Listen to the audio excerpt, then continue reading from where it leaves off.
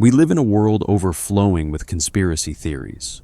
Most of them crumble under the slightest scrutiny, dismissed as the ramblings of overactive imaginations and too much time spent in the darker corners of the internet. But every so often, something happens that reminds us of an uncomfortable truth.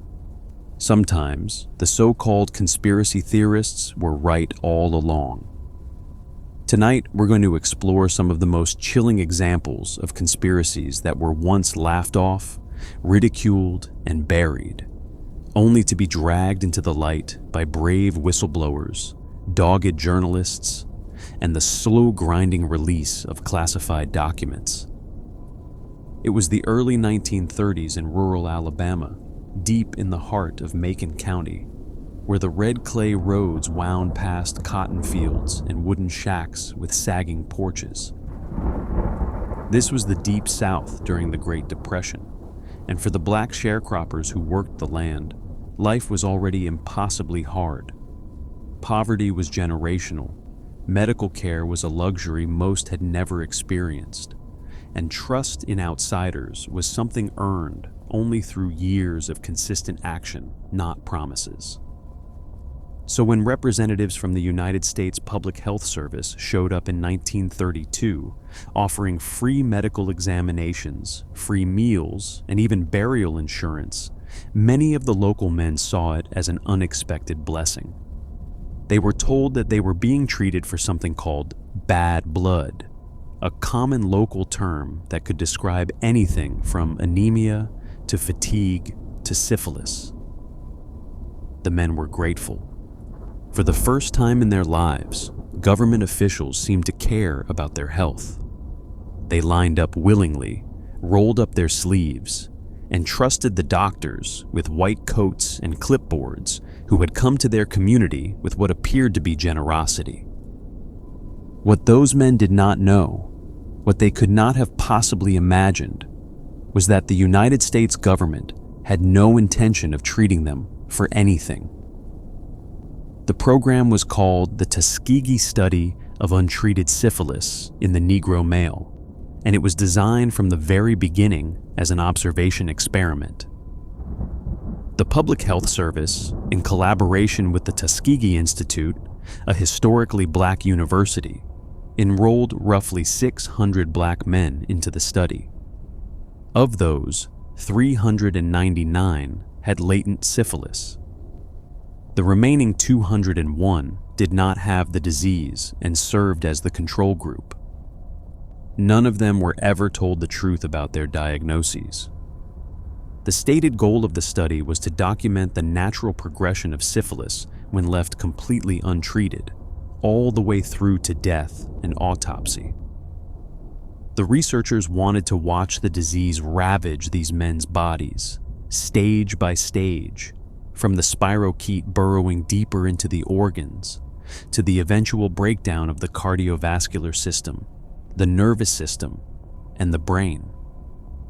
It was, by any definition, a study designed to watch human beings slowly die in the name of scientific curiosity, and the men who were the subjects of this study had absolutely no idea. To keep the participants engaged, the Public Health Service sent them letters inviting them back for checkups, framing the visits as opportunities for continued treatment. One letter bore the chilling subject line, "Last chance for special free treatment," which was nothing more than a manipulative ploy to get the men to return for painful, non-therapeutic spinal taps. These procedures were invasive, uncomfortable, and carried their own risks. But the researchers needed data, and the men kept coming back because they had been told these procedures were helping them.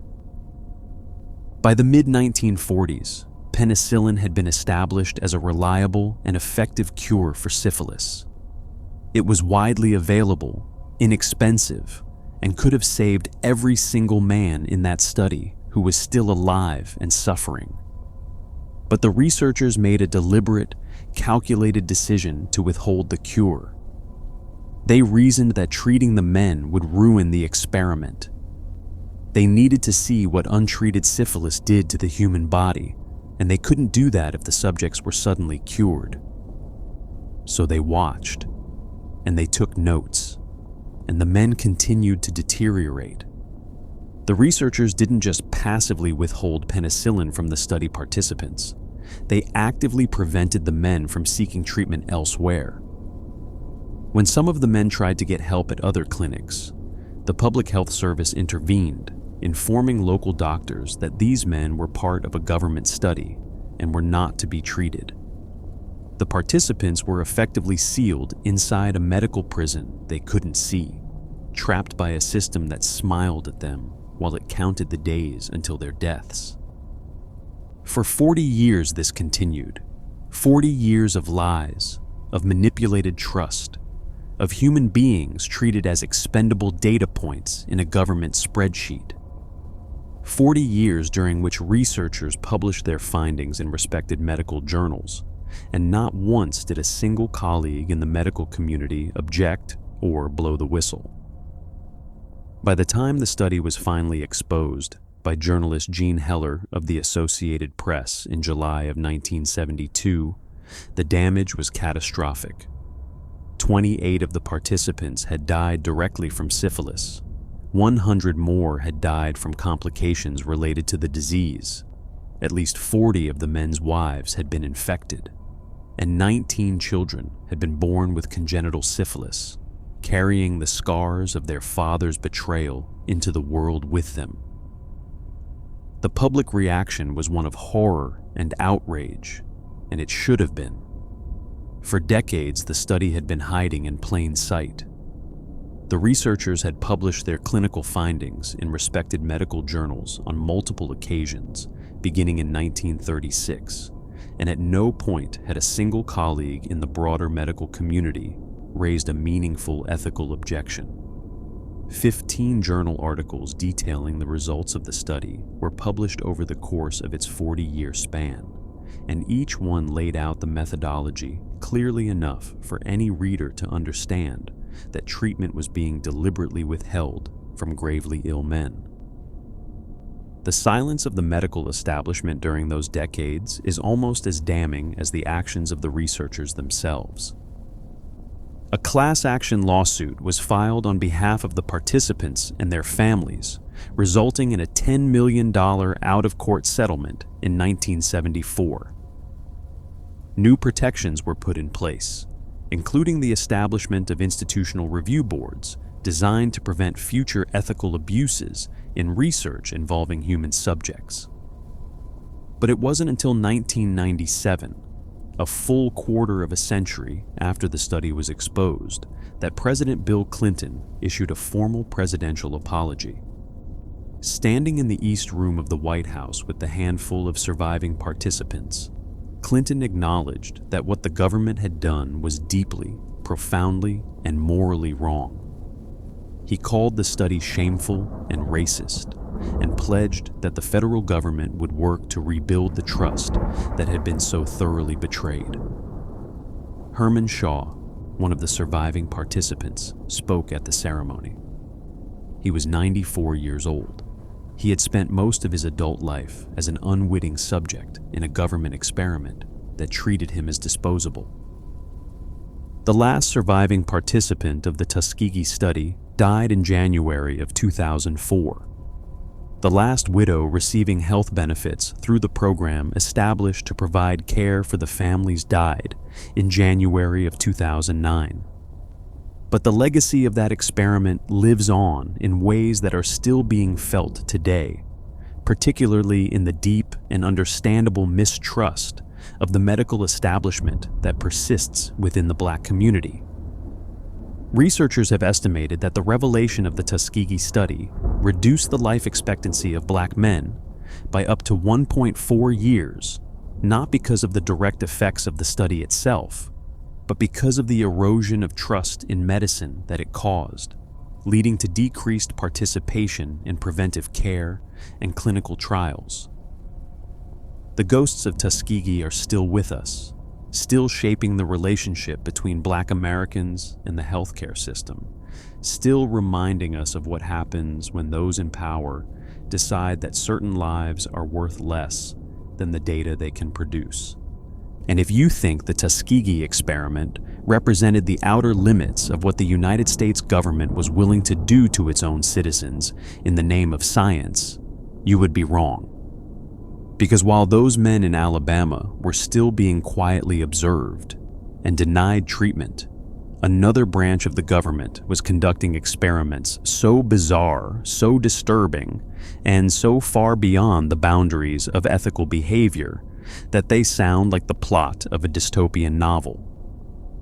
In the early 1950s, the Cold War was tightening its grip on the world, and paranoia within the American intelligence community had reached a fever pitch.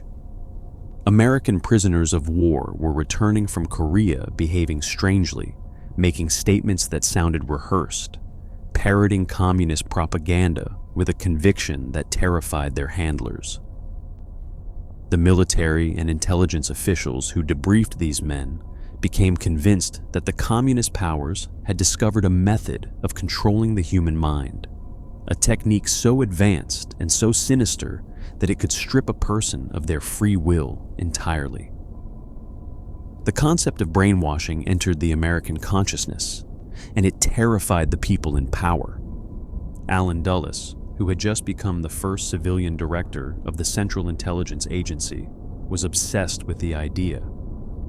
In a speech to Princeton University alumni, he described the Soviet techniques as a form of brain warfare and warned that the battle for men's minds had entered a dangerous new phase. Behind closed doors, the message was even more urgent. If the Soviets had cracked the code to mind control, the CIA needed to develop its own capabilities, and fast. On April 3, 1953, Dulles approved a top-secret program called MKUltra. The man chosen to lead it was a CIA chemist named Sidney Gottlieb, a brilliant but profoundly disturbing individual who would spend the next decade pushing the boundaries of human experimentation into territory that would later be described as a continuation of work that began in Japanese and Nazi concentration camps. The program's stated goal was to develop techniques for mind control, behavior modification, and the extraction of information from resistant subjects. In practice, it became one of the most sprawling and ethically catastrophic covert operations in American history. MKUltra was not a single experiment, but an umbrella program encompassing at least 149 separate sub-projects, funded through secret channels and conducted at universities, prisons, hospitals, and military installations across the United States, Canada, and beyond. The CIA poured millions of dollars into research involving LSD, mescaline, barbiturates, amphetamines, heroin, and dozens of other psychoactive substances. They experimented with hypnosis, sensory deprivation, isolation, verbal and physical abuse, electroshock therapy, and combinations of all of the above. The goal was always the same: to find a way to erase a person's memory, reprogram their mind, and turn them into a controllable asset. In the early stages, some of the test subjects were volunteers, people who consented to take part in what they were told were legitimate medical experiments. The writer Ken Kesey, who would later author One Flew Over the Cuckoo's Nest, participated as a young man and credited the experience with opening his mind to new possibilities. But the program quickly moved beyond voluntary participation. CIA operatives began dosing unsuspecting people with LSD and other hallucinogens, slipping drugs into drinks at bars, parties, and even within the CIA's own offices. They set up safe houses in San Francisco and New York, lured unwitting citizens inside using prostitutes paid by the agency, and then observed through one-way mirrors as the drug subjects descended into confusion and terror. One of the most infamous incidents involved Frank Olson, a U.S. Army biochemist who was covertly dosed with LSD during a meeting with CIA colleagues in November of 1953. In the days that followed, Olson became deeply paranoid and distressed. 9 days later, he fell from a 13th floor window of the Statler Hotel in New York City and died. The CIA classified the death as a suicide, but decades later, when the details of MKUltra began to emerge, Olson's family demanded answers. A forensic investigation conducted in 1994 found evidence suggesting Olson may have been struck on the head before his fall, and the family has long maintained that he was murdered to prevent him from talking. Another particularly disturbing subproject was conducted at the Allen Memorial Institute in Montreal, Canada, under the direction of Dr. Donald Ewan Cameron. Cameron subjected his patients to what he called psychic driving, a technique that involved forcing them to listen to repetitive recorded messages while under the influence of powerful drugs for weeks or even months at a time. He also employed a method called depatterning, which used massive doses of electroshock therapy to essentially wipe a patient's memory clean. Some of Cameron's patients were left permanently disabled, unable to recognize their own families, unable to care for themselves, reduced to a state of infantile dependency by a doctor who was being funded without their knowledge by the Central Intelligence Agency. In 1973, CIA Director Richard Helms ordered the destruction of all MKUltra files. The order was carried out, and thousands of documents were shredded and burned. It was intended to be the final cover-up, a permanent erasure of one of the agency's darkest chapters. But the destruction wasn't quite complete. A cache of about 20,000 financial records had been misfiled in the wrong department, stored with the budget and fiscal section rather than under the project file where they normally would have been. This bureaucratic accident saved them from the purge. These documents were discovered in 1977, and they provided the first concrete evidence of the program's existence.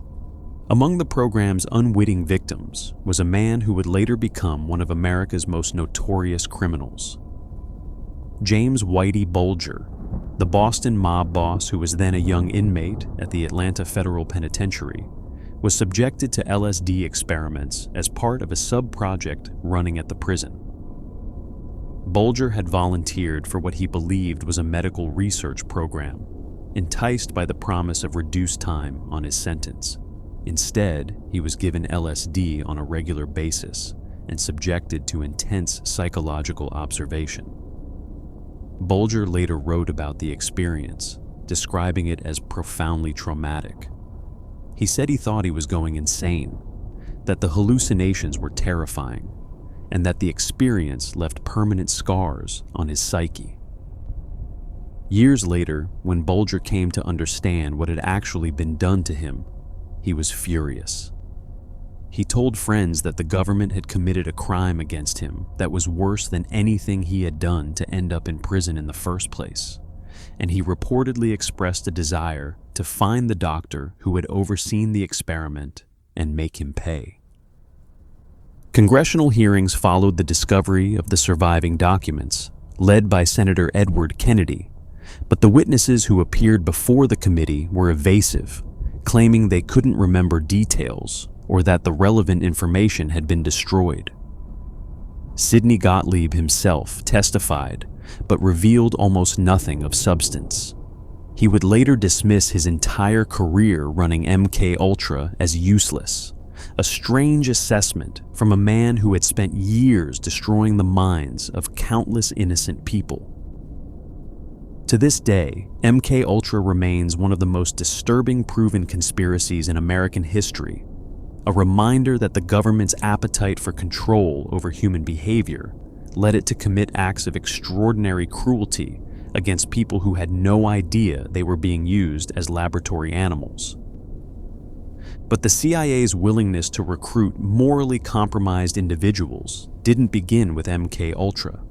In fact, as the Second World War was drawing to a close, the United States government made a decision that would haunt its moral standing for decades. With the Nazi regime crumbling and the Soviet Union rising as the next great threat, American military and intelligence officials found themselves staring at a difficult question. What should be done with the brilliant but deeply compromised scientists who had powered Hitler's war machine? The answer came in the form of a secret intelligence program that would become known as Operation Paperclip. Originally called Operation Overcast, the program was conceived in the fall of 1944 as Allied forces pushed deeper into German-held territory. Small teams of American scientific intelligence officers moved alongside the advancing troops, searching not just for weapons, but for the minds that had created them.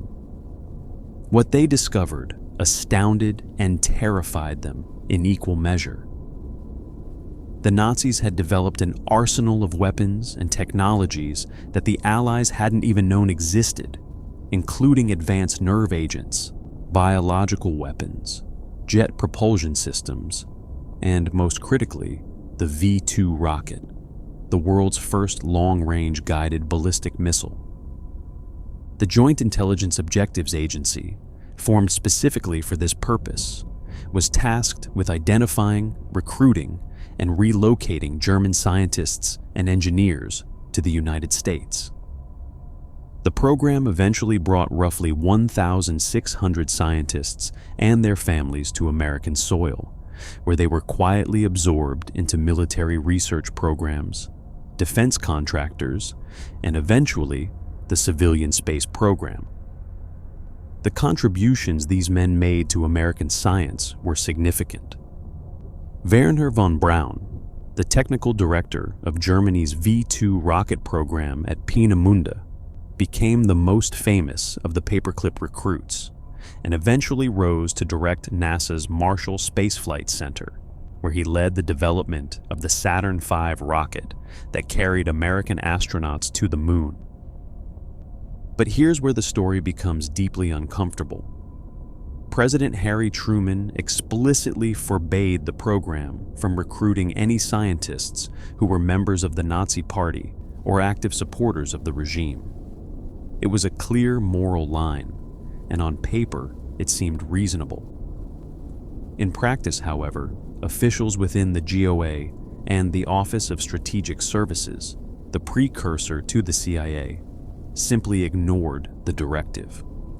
They systematically whitewashed the backgrounds of the scientists they wanted, scrubbing incriminating evidence from their files and replacing damaging histories with sanitized versions that conveniently omitted affiliations with the Nazi Party, the SS, and in some cases, direct involvement in war crimes.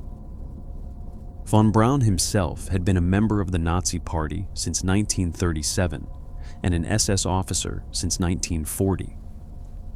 He had personally recruited slave laborers from the Buchenwald concentration camp to work on his rockets at the underground Mittelwerk factory, where more than 20,000 people perished from the brutal conditions. Arthur Rudolph, one of von Braun's key subordinates, had managed rocket production at Mittelwerk and was directly responsible for overseeing the enslaved workforce. He would later help develop the Saturn V rocket in the United States before his Nazi past finally caught up with him in the 1980s, when he was forced to renounce his American citizenship and return to Germany. But by then, the rockets he helped build had already carried men to the moon. For decades, the full truth about Operation Paperclip remained hidden. The scientists' files were classified, their Nazi affiliations concealed from the public and even from other government agencies. The Justice Department's Office of Special Investigations, which was specifically tasked with hunting down Nazi war criminals, was kept in the dark about the extent of Paperclip for years. It wasn't until the files were declassified in the 1980s, and investigative journalists like Annie Jacobsen began digging into the historical record that the full scope of the moral compromise became clear. The name Paperclip itself carried a darkly ironic origin. According to accounts from those familiar with the program, recruiters would place ordinary paperclips at the top of the security dossiers of the scientists they wanted to bring to America. The paperclip was a silent signal to investigators that these files should receive only the most cursory review, that the individuals in question were valuable assets who shouldn't be examined too closely. It was a remarkably simple and effective method for circumventing the president's own directive, and it worked for decades. Most of the scientists were members of the Nazi Party. Many had belonged to the SS. Some had direct connections to the concentration camp system and the horrors that unfolded there. But the paperclip on their file ensured that those inconvenient details were either removed entirely or buried so deeply that they wouldn't surface until long after the scientists had made their contributions to American military and civilian technology. When the truth finally came to light, it forced a painful reckoning with the moral costs of victory in the Cold War. The Saturn V rocket that carried Americans to the moon was designed by men who had built weapons using slave labor from concentration camps. The advancements in aerospace engineering, chemical warfare, and military technology that gave America its edge in the arms race came at a price that was measured not just in dollars, but in the moral compromises made by an entire nation.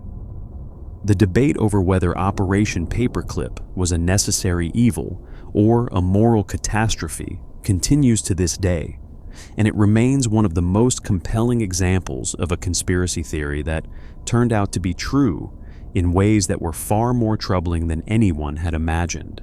And the troubling thing about these stories is that they reveal a pattern of the government treating its own citizens and the public trust as expendable commodities in the pursuit of what officials deemed to be larger strategic goals.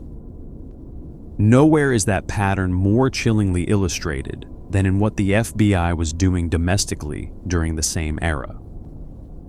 In 1956, at the height of Cold War anxiety, FBI Director J. Edgar Hoover authorized the creation of a covert program with a clinical, bureaucratic name that belied its sinister nature.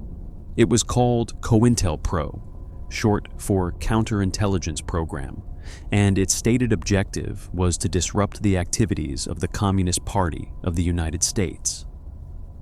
On the surface, that might have sounded reasonable to a nation gripped by the fear of communist infiltration. But COINTELPRO quickly expanded far beyond its original mandate, morphing into a sprawling domestic surveillance and sabotage operation that targeted anyone Hoover and his agents deemed a threat to the established order. By the early 1960s, the program had been expanded to include civil rights organizations, anti-war activists, feminist groups, student organizations, the American Indian Movement, Puerto Rican independence groups, and even the Ku Klux Klan, though the Bureau's attention to white supremacist groups was notably less aggressive than its campaigns against those fighting for equality and justice. The FBI wasn't just watching these groups, it was actively working to destroy them from within. The tactics employed under COINTELPRO were breathtaking in their audacity and cruelty. FBI agents infiltrated targeted organizations with informants and provocateurs whose job was to sow discord, create rivalries, and undermine trust between members. They sent anonymous letters designed to break up marriages, destroy friendships, and turn allies against each other. They planted false stories in newspapers to discredit movement leaders. They used surveillance techniques that included wiretapping, mail interception, and physical shadowing. And in the most extreme cases, there is evidence suggesting that COINTELPRO activities contributed to violence against targeted individuals, including potential involvement in the deaths of members of the Black Panther Party. No target of COINTELPRO received more concentrated attention than Dr. Martin Luther King Jr. Hoover, considered King to be one of the most dangerous men in America, not because King advocated violence, but precisely because his message of nonviolent resistance and racial equality was resonating with millions of Americans. The FBI bugged King's hotel rooms, photographed his private moments, and compiled dossiers of personal information that were then weaponized in an attempt to destroy him. In one of the most disturbing episodes, the Bureau sent King an anonymous package containing recordings of his private activities, along with a letter that King and his advisors interpreted as an instruction to take his own life. The letter, which arrived just weeks before King was to receive the Nobel Peace Prize, was designed to psychologically devastate a man who had already received countless death threats for the simple act of demanding that America live up to its founding promises. The existence of COINTELPRO remained unknown to the American public until March 8, 1971, when a group of 8 activists who called themselves the Citizens Commission to investigate the FBI broke into an FBI field office in Media, Pennsylvania, and stole every document they could find. Among those documents were files that laid bare the scope and nature of COINTELPRO. The activists began leaking the stolen files to the press, and the revelations that followed triggered congressional investigations, including the landmark Church Committee hearings of 1975, which exposed not just COINTELPRO, but a broader pattern of intelligence agency overreach that had been hidden from democratic oversight for decades. The Church Committee's findings were scathing. The committee concluded that COINTELPRO had been a sophisticated vigilante operation aimed squarely at preventing the exercise of First Amendment rights of speech and association. The Bureau had been operating as a secret political police force, using its immense power to suppress dissent and crush movements that challenged the status quo, all while claiming to protect national security. The FBI's campaign against the Black Panther Party was particularly ruthless. The Bureau infiltrated the party with informants, many of whom were instructed not just to gather intelligence, but to actively provoke conflict. Agents sent anonymous letters designed to create violent confrontations between the Panthers and rival organizations, including street gangs. According to investigations conducted after COINTELPRO's exposure, these provocations resulted in the killings of multiple Black Panther Party members and numerous other incidents of violence. FBI Director Hoover had declared the Black Panther Party to be the greatest threat to the internal security of the country, a designation that placed it ahead of organized crime, ahead of foreign espionage, and ahead of the actual violent extremist groups that were bombing churches and murdering civil rights workers in the South. The program's reach extended beyond any single group. Native American activists in the American Indian movement were targeted. Puerto Rican independence groups were surveilled and disrupted. Feminist organizations found their internal communications compromised. Student groups opposed to the Vietnam War discovered that some of their most vocal members were actually government agents, and the FBI's stated mission to protect the country from subversion became, in practice, a license to suppress any voice that challenged the prevailing order.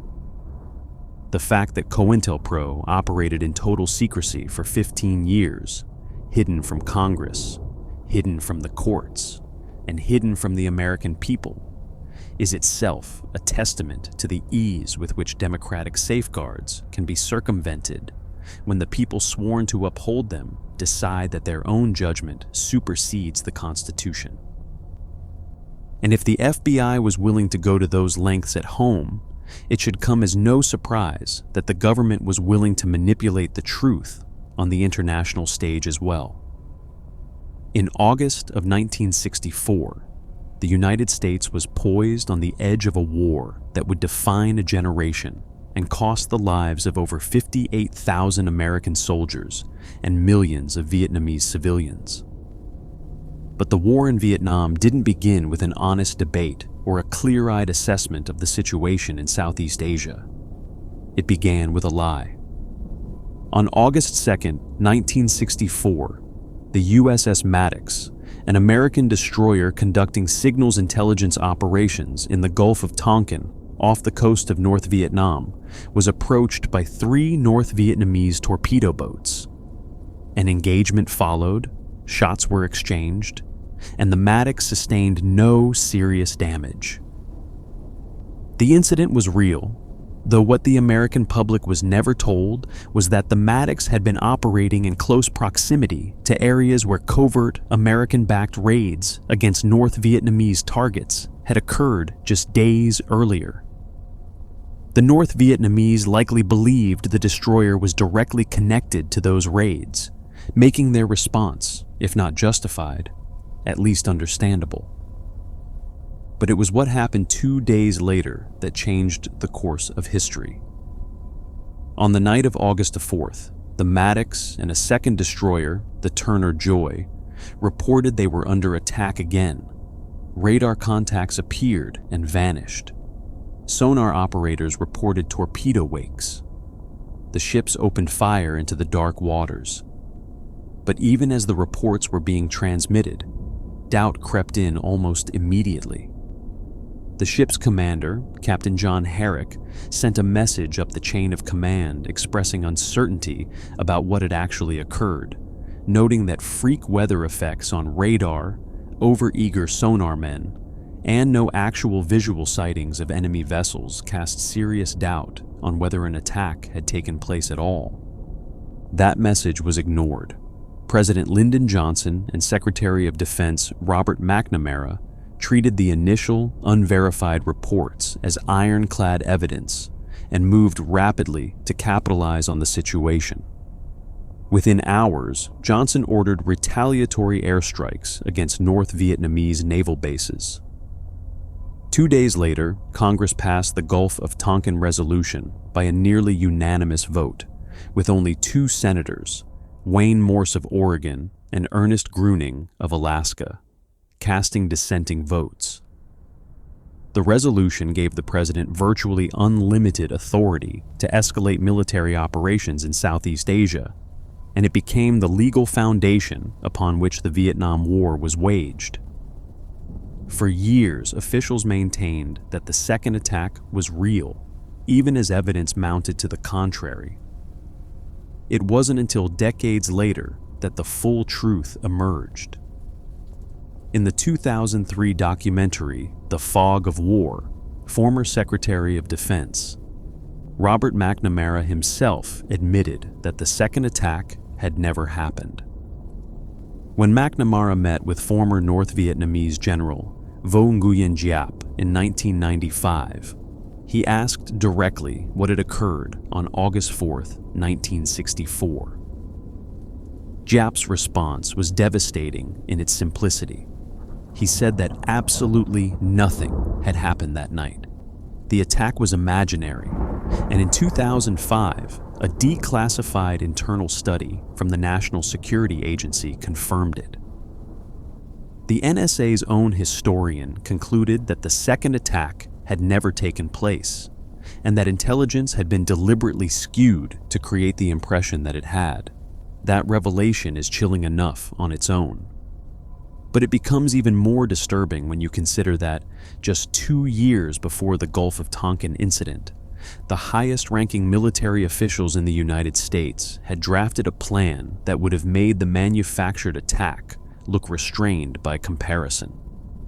In March of 1962, the Joint Chiefs of Staff, the collective body representing the heads of every branch of the American Armed Forces, presented a document to Secretary of Defense Robert McNamara.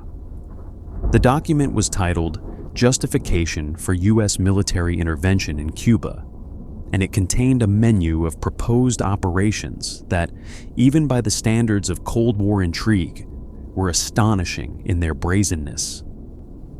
The proposals, which have since become known as Operation Northwoods, called for Central Intelligence Agency operatives to stage and commit acts of terrorism against American military and civilian targets, blame them on the Cuban government of Fidel Castro, and used the resulting public outrage to justify a full-scale military invasion of Cuba.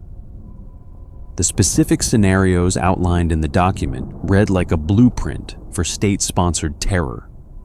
They included orchestrating a campaign of bombings in Miami and Washington, D.C., sinking boats carrying Cuban refugees on the high seas, hijacking commercial aircraft and staging their destruction, attacking the American naval base at Guantanamo Bay with CIA recruits disguised as Cuban mercenaries, fabricating evidence of Cuban involvement in these attacks and feeding it to the press. Even the possibility of assassinating Cuban immigrants living in the United States was discussed. Each of these proposals was designed to create the appearance that the United States was under unprovoked attack from a hostile neighbor, thereby manufacturing the public consent needed for a war. The plan was drafted by the Joint Chiefs of Staff, signed by Chairman Lyman Lemnitzer, and formally presented through the military chain of command. It was not the work of a rogue analyst or a fringe thinker. It was approved at the highest levels of the American military establishment, and it would have been implemented if not for one man. President John F. Kennedy rejected the plan outright. He refused to authorize a military invasion of Cuba under manufactured pretenses, and in September of 1962, denied General Lemnitzer a second term as the nation's highest-ranking military officer. The existence of Operation Northwoods remained classified for decades, unknown to the American public until the documents were declassified in 1997 by the John F. Kennedy Assassination Records Review Board. The declassification of Operation Northwoods sent shockwaves through the public and academic communities because it confirmed something that had previously been dismissed as conspiracy theory. The idea that the American government would consider killing its own citizens to manufacture a pretext for war was no longer theoretical. It was documented, signed, and filed. And while the government was contemplating dramatic acts of deception on the global stage, a quieter but no less devastating conspiracy was unfolding in corporate boardrooms across America. For decades, the tobacco industry conducted one of the most successful disinformation campaigns in history, knowingly concealing the deadly effects of their products from hundreds of millions of consumers worldwide. By the early 1950s, the scientific evidence linking cigarette smoking to lung cancer had become overwhelming. Population studies from both the United Kingdom and the United States consistently showed that smokers developed lung cancer at dramatically higher rates than non-smokers. Animal studies demonstrated that tobacco smoke caused tumors. Cellular pathology revealed that cigarette smoke destroyed the delicate cilia lining the lungs. And chemical analysis identified cancer-causing compounds known as polycyclic aromatic hydrocarbons in cigarette smoke. Internally, the tobacco companies knew all of this. Their own researchers had reached the same conclusions as the independent scientists. A confidential report prepared for R.J. Reynolds in 1953 acknowledged that clinical data supported the theory that cigarettes could be cancer-causing. Researchers working for Philip Morris, British American Tobacco, and the other major manufacturers had independently confirmed the link between their products and a wide range of deadly diseases. But publicly, the industry responded to the mounting evidence with a strategy of deliberate, coordinated deception. In December of 1953, the presidents of the leading tobacco companies gathered at the Plaza Hotel in New York City. The threat was existential, the science was damning, and they needed a plan. They hired Hill and Knowlton, the nation's most powerful public relations firm, and together they crafted a response that would serve as the template for corporate misinformation campaigns for decades to come. In January of 1954, tobacco companies published what they called a frank statement to cigarette smokers, in 448 newspapers across the United States, reaching more than 43 million Americans. The advertisement assured the public that there was no conclusive proof that smoking caused cancer, and that the industry would support independent research to get to the bottom of the controversy. To give this pledge the appearance of substance, the companies created the Tobacco Industry Research Committee, an organization that was ostensibly dedicated to honest scientific inquiry, but was in reality a public relations vehicle designed to manufacture doubt and delay action. For the next 4 decades, the tobacco industry maintained this position with remarkable discipline. They funded research that was carefully designed to produce ambiguous results. They attacked independent scientists whose findings threatened their profits. They lobbied aggressively against government regulation. They created what appeared to be safer products, introducing filter cigarettes and then light and mild varieties, each marketed with the implied promise of reduced health risk, while internal documents showed the companies knew these products were no safer than regular cigarettes. A British-American tobacco document from 1977 revealed the industry's true motivation behind these products, stating that all work in this area should be directed toward providing consumer reassurance about cigarettes and the smoking habit. And most damningly, they lied under oath. In 1994, in one of the most dramatic moments of congressional testimony in modern American history, the CEOs of 7 major tobacco companies stood before the House Subcommittee on Health and the Environment. They were lined up in a row, microphones in front of them, cameras broadcasting the scene to millions of American homes.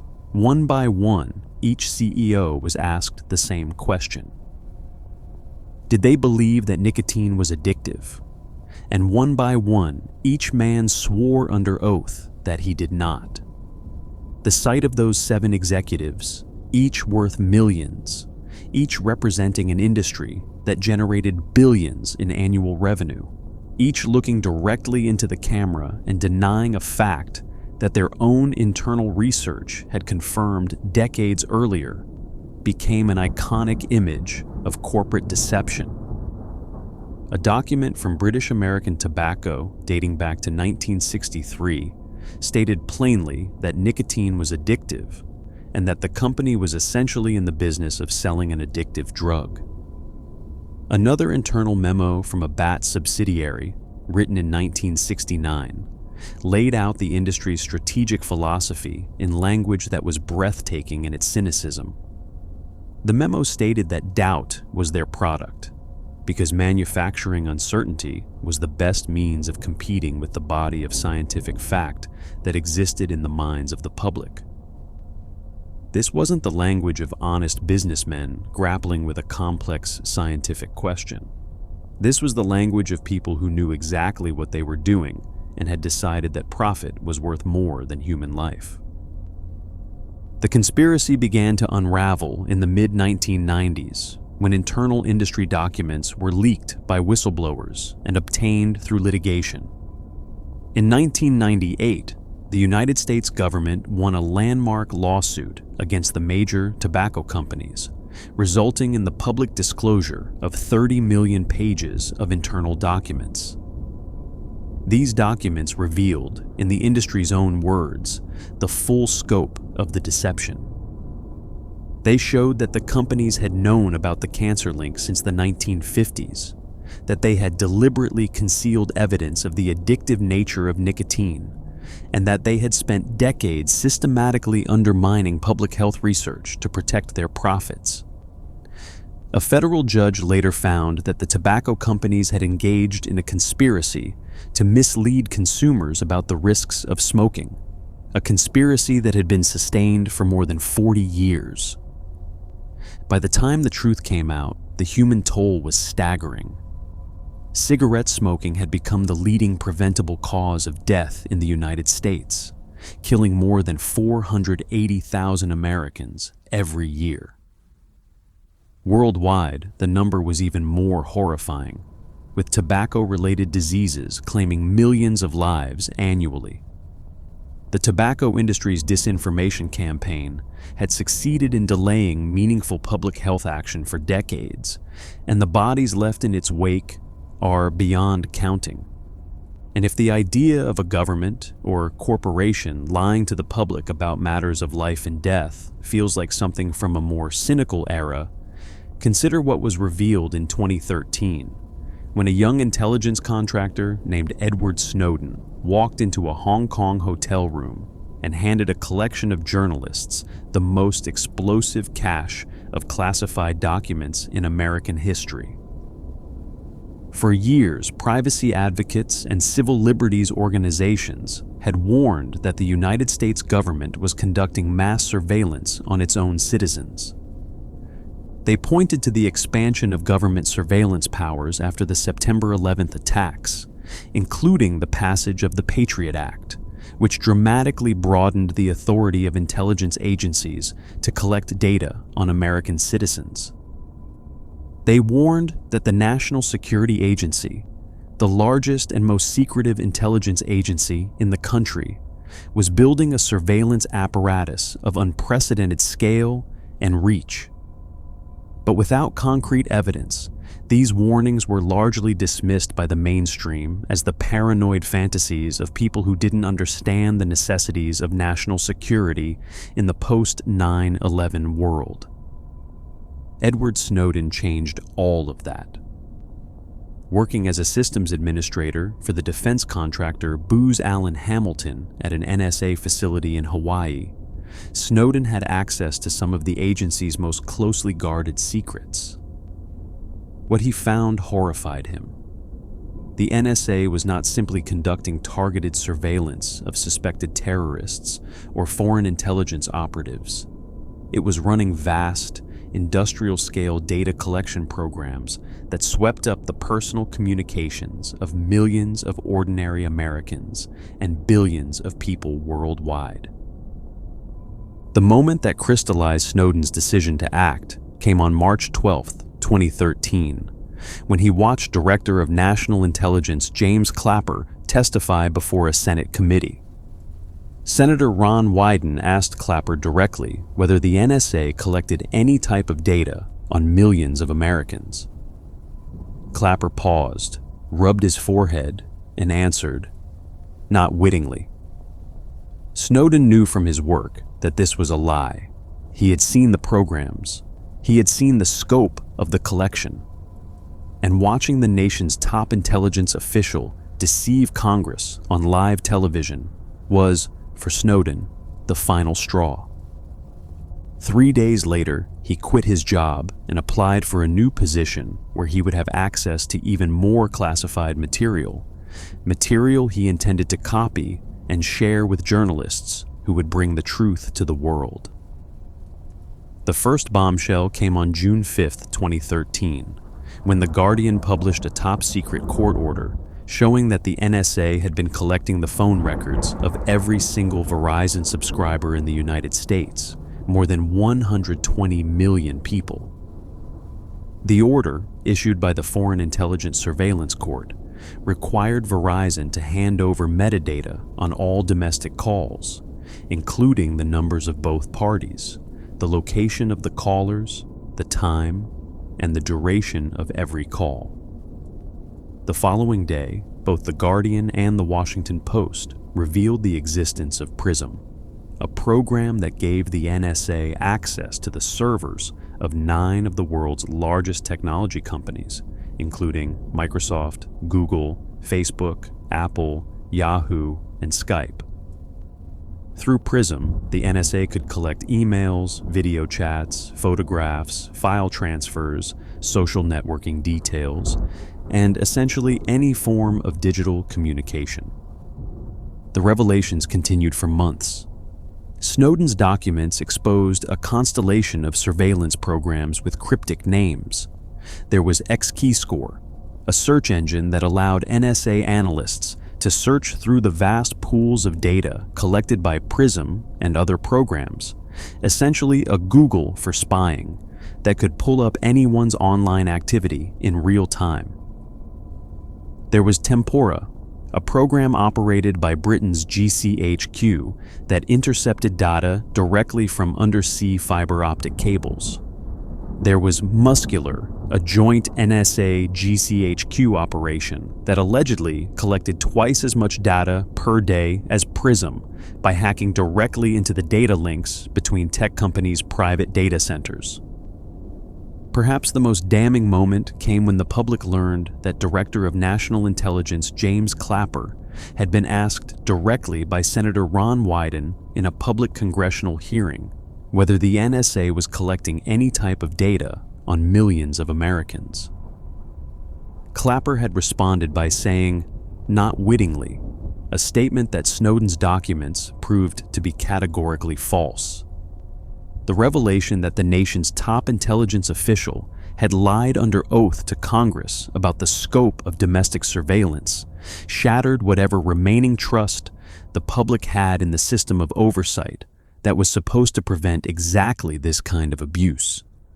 In 2020, the United States Ninth Circuit Court of Appeals ruled that the NSA's bulk collection of Americans' phone records was illegal. The court found that the program violated the Foreign Intelligence Surveillance Act and that government officials had misrepresented the scope of the surveillance to both the public and the courts. Everything that the privacy advocates had warned about, everything that had been dismissed as conspiracy thinking, had been confirmed by the government's own documents and by the federal courts. And as we move through these stories, one thread becomes impossible to ignore. Again and again, the same pattern emerges. The government conducts secret programs that violate the rights and safety of its own citizens. Whistleblowers and journalists expose the truth. The government denies, deflects, and delays. And eventually, decades later, the documents are declassified. The truth comes out, and the public is left to grapple with the uncomfortable reality that the conspiracy theorists were right all along. Perhaps nowhere is this pattern more viscerally illustrated than in a chapter of American history that has been almost entirely forgotten. It's the story of how during Prohibition, the United States government deliberately poisoned the alcohol supply and, by its own estimates, killed thousands of its own citizens in the process.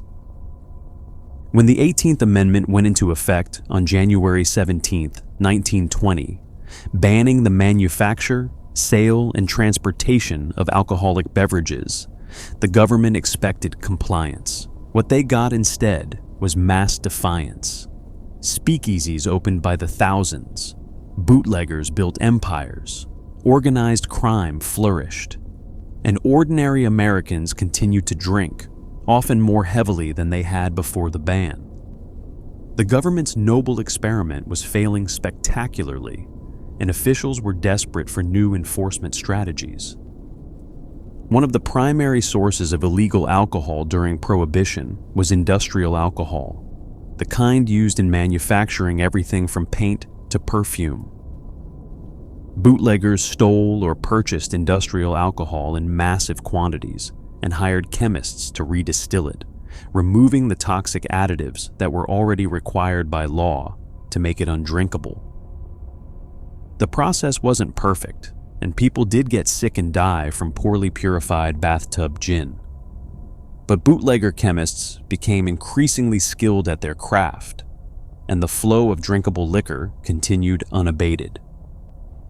In response, the federal government made a decision that, even by the standards of the era, was stunning in its callousness. Beginning in 1926, the Treasury Department mandated that manufacturers of industrial alcohol add significantly more lethal substances to their products. The new formulas included dramatically increased concentrations of methanol, also known as wood alcohol, which even in small doses can cause blindness, organ failure, and death. Other additives included kerosene, gasoline, benzene, iodine, zinc, mercury salts, nicotine, ether, formaldehyde, chloroform, and acetone. The government wasn't just trying to make industrial alcohol taste bad. they were trying to make it lethal. The effects were immediate and devastating.